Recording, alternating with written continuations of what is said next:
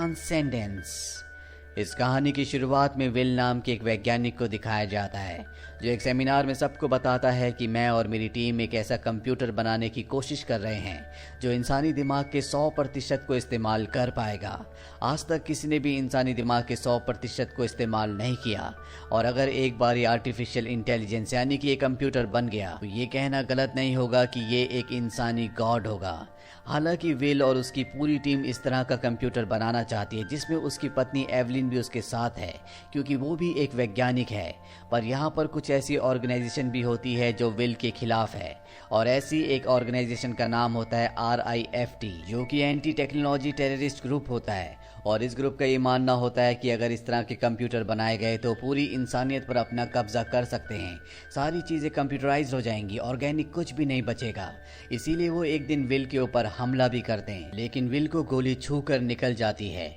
Will पूरी तरह से ठीक होता है और अब FBI की टीम विल के पास आती है। दरअसल वो उसके पूरे प्रोजेक्ट को सुरक्षित रखना चाहती है। विल FBI के एजेंट को उस जगह ले जाता है जहां पर उसका सुपर कंप्यूटर होता है, और जब FBI के एजेंट सुपर कंप्यूटर के सामने आते हैं तो चंद ही पलों में वो उनकी आइडेंटिटी बता देता है, जिससे FBI का एजेंट बहुत इम्प्रेस होता है। और तभी विल की तबीयत खराब हो जाती है। उसकी पत्नी एवलिन उसे हॉस्पिटल ले जाती है, जहां पर पता चलता है कि जिस गोली से विल के ऊपर वार किया गया था वो रेडियो एक्टिव थी, जिसका असर अब विल की बॉडी पर पड़ रहा है और धीरे धीरे उसके सभी ऑर्गन्स काम करना बंद कर देंगे। अब उसके पास जीने के लिए सिर्फ 1 महीना है। इस बात से विल की पत्नी एवलिन बहुत ज्यादा दुखी होती है, इसीलिए वो विल के बेस्ट फ्रेंड के पास जाती है जिसका नाम मैक्स है, जो एक वैज्ञानिक है और वो भी इनके साथ मिलकर इन्हीं के प्रोजेक्ट पर काम कर रहा है। और वो मैक्स को कहती है क्यों ना हम विल के दिमाग को सुपर कंप्यूटर के साथ मर्ज कर दे, ताकि विल का शरीर तो मर जाए लेकिन उसका दिमाग हमेशा जिंदा रहे, वो दिमागी तौर से हमेशा हमारे साथ रहे। मैक्स ऐसा नहीं करना चाहता क्योंकि उसे पता है कि इसके परिणाम खतरनाक भी हो सकते हैं, पर जब विल को ये बात पता चलती है तो वो भी इस बात के लिए अग्री हो जाता है और अपने दोस्त मैक्स को मना लेता है। और अब ये चोरी छुपे इस काम को करना शुरू कर देते हैं। ये किसी भी तरह विल के दिमाग को सुपर कंप्यूटर के साथ जोड़ना चाहते हैं। धीरे धीरे वक्त बीतता और 1 महीना बीत जाता है। विल की मृत्यु हो जाती है, लेकिन अब भी इनका प्रोजेक्ट पूरा नहीं हुआ होता। इस बात से एवलिन को बहुत दुख होता है। वो लैब में आती है और ये चेक करती है कि विल का दिमाग कंप्यूटर के साथ मर्ज हुआ कि नहीं, पर उसे कोई भी जवाब नहीं मिलता। इसीलिए वो हताश हो जाती है और वो कंप्यूटर को ऑफ कर देती है। पर तभी कंप्यूटर स्क्रीन पर अपने आप ही एक मैसेज आता है जिसमें लिखा होता है कैन यू हेयर मी। वो पूछते क्या तुम विल हो, और तभी स्पीकर से आवाज भी आती है जो इतनी क्लियर नहीं होती। इसके बाद अपने आप ही कंप्यूटर की कोडिंग बदलना शुरू हो जाती है। ये कोडिंग और कोई नहीं बल्कि विल का दिमाग अपने आप ही बदल रहा होता है। वो जल्दी कोडिंग बदल लेता है और अब एवलिन और उसका दोस्त मैक्स विल की आवाज को साफ साफ सुन सकते हैं, यानी कि विल का दिमाग उस सुपर कंप्यूटर के साथ पूरी तरह से मर्ज हो गया। एवलिन अब कंप्यूटर को ऑफ करने की कोशिश करती है ताकि इसकी रिपोर्ट सबसे पहले वो गवर्नमेंट को दे सके, लेकिन तभी विल कहता है कि मुझे इंटरनेट का पासवर्ड चाहिए ताकि वो अपने अंदर पूरी दुनिया की नॉलेज को स्टोर कर सके। लेकिन उसका दोस्त मैक्स उसे मना करता और कहता है कि अभी हमें ऐसा नहीं करना चाहिए, सबसे पहले हमें इस कंप्यूटर को समझना चाहिए, हो सकता है कि हमारा किसी ने सिस्टम हैक कर दिया हो।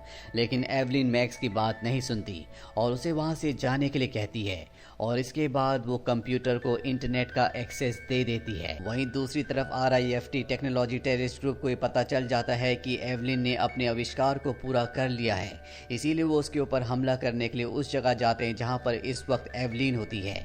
एवलिन को ये बात पता चल जाती है, इसीलिए वो कंप्यूटर में सारा डेटा ट्रांसफर करके वहां से निकल जाती है। और अब विल जो कि कंप्यूटर के साथ अपने दिमाग को जोड़ चुका है, उसके पास इंटरनेट के साथ साथ सारा डेटा भी है। वो RIFT ऑर्गेनाइजेशन के हर एक मेंबर की लोकेशन और इन्फॉर्मेशन निकाल कर FBI के कंप्यूटर की स्क्रीन पर डाल देता है, जिससे FBI को हर एक मेंबर की लोकेशन का पता चल जाता है।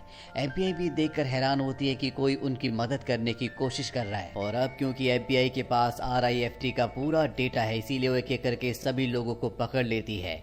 वहीं एवलिन को दिखाया जाता है जो गाड़ी चला रही होती है। तभी विल उससे कांटेक्ट करता और कहता है कि तुम यहाँ से कहीं दूर चली जाओ, तुम्हारी जान को यहाँ पर खतरा है। और एवलिन शहर से कहीं दूर चली जाती है। इसके बाद 2 साल बीत जाते हैं और 2 साल बाद दिखाया जाता है कि एवलिन ने अपना एक बहुत बड़ा रिसर्च सेंटर खोल लिया है और इस पूरे रिसर्च सेंटर को विल कंट्रोल करता है। वो इतना ज़्यादा स्ट्रांग हो चुका है कि वो इंसान की किसी भी बीमारी को पूरी तरह से ठीक कर सकता है, यहाँ तक कि वो इंसानों के इमोशन को भी कंट्रोल कर सकता है। और इस बात से कहीं ना कहीं एवलिन को अब थोड़ा थोड़ा डर लगना शुरू हो गया है।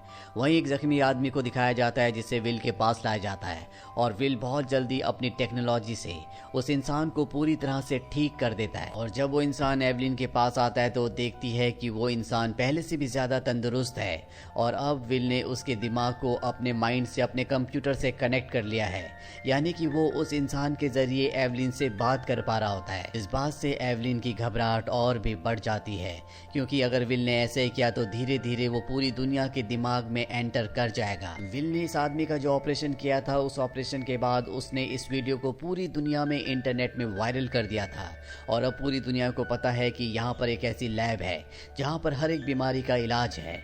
इसीलिए बहुत सारे लोग अपनी बीमारियों का इलाज करने के लिए इस लैब में आना शुरू हो जाते हैं। एवलिन की घबराहट इससे और भी बढ़ जाती है और जब एवलिन कंप्यूटर के सामने होती है तो उसके मन में कई सवाल उठ रहे होते हैं, क्या उसने सही किया या गलत। और विल का दिमाग, जो कि कंप्यूटर के साथ पूरी तरह से कनेक्टेड है, उसके हार्मोन्स को चेक करके पता कर लेता है, जिस बात से एवलिन डर जाती है और वहां से चली जाती है। वहीं FBI के सीनियर एजेंट को दिखाया जाता है जो RIFT ऑर्गेनाइजेशन के साथ मिलकर विल के कंप्यूटर को, उसके पूरे सिस्टम को, टेक्नोलॉजी को पूरी तरह से नष्ट करना चाहता है, जिसके लिए इन्हें एवलिन की लैब में जाना होगा और सीधे रास्ते से जाना बहुत ही मुश्किल है, क्योंकि विल किसी भी कीमत पर इन्हें वहां तक नहीं पहुंचने देगा। इसीलिए ये अंडरग्राउंड टनल के सहारे वहां पर पहुंचने की कोशिश करते हैं और जल्दी ये उस जगह पहुंच जाते हैं जहां पर पूरे के पूरे सिस्टम के आउटडोर्स लगे होते हैं।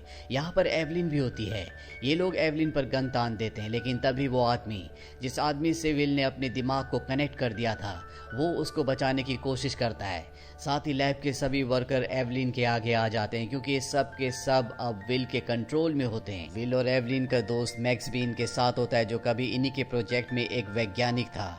और जो आदमी एवलिन के सामने खड़ा होता है वो उसके हाथ पर गोली मारता है, लेकिन अगले पल उसका हाथ अपने आप ही हील हो जाता है, जो देखकर सब के सब परेशान और हैरान हो जाते हैं। सबको समझ में आ जाता है कि ये सुपर सोल्जर से इनका मुकाबला नहीं किया जा सकता।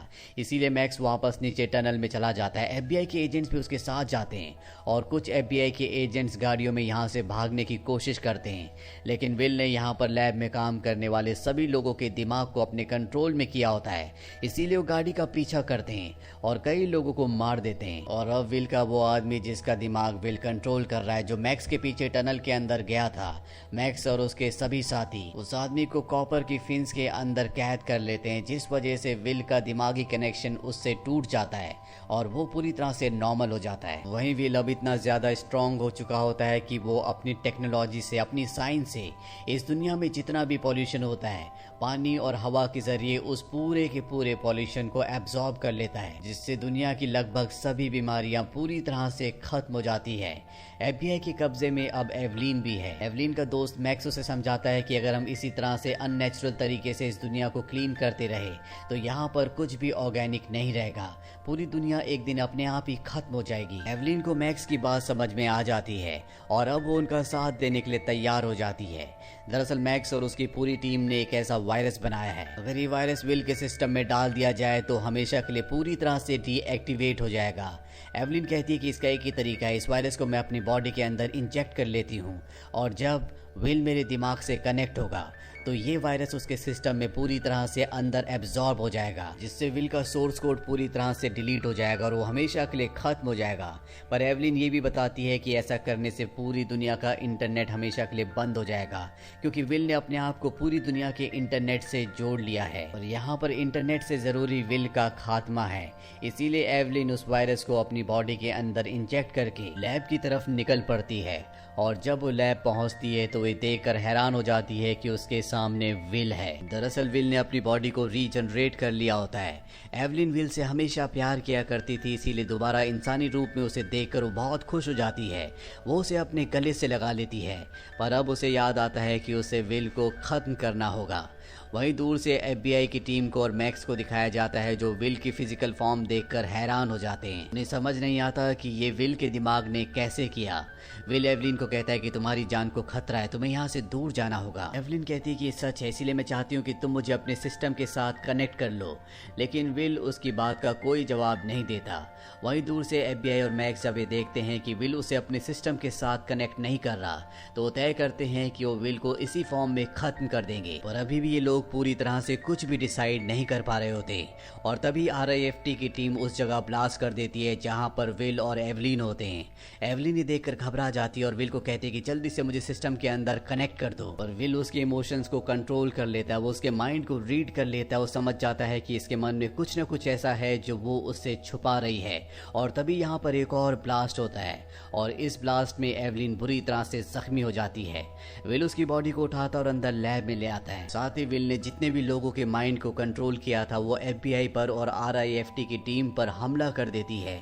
और एक पल ऐसा आता है जब विल के आदमियों के सामने उसका सबसे अच्छा दोस्त मैक्स होता है, जो मैक्स को मारने वाले होते हैं।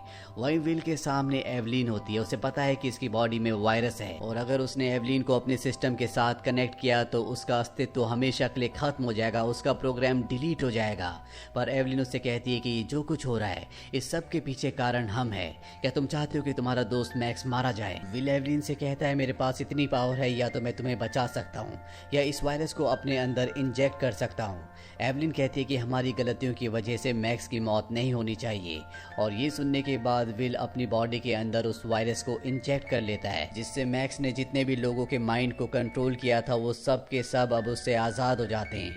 बाहर सब कुछ ठीक हो जाता है, और अब विल और एवलिन अपनी ज़िंदगी की आखिरी सांसें ले रहे हैं। विल एवलिन को बताता है कि मैं दरअसल तुम्हारा सपना पूरा कर रहा था। तुम चाहती थी कि इस पूरी दुनिया के इकोसिस्टम को पूरी तरह से ठीक कर दिया जाए, जो इंसानों की वजह से पूरी तरह से बर्बाद हो चुका है, और यही इस दुनिया का अंत का कारण बनेगा।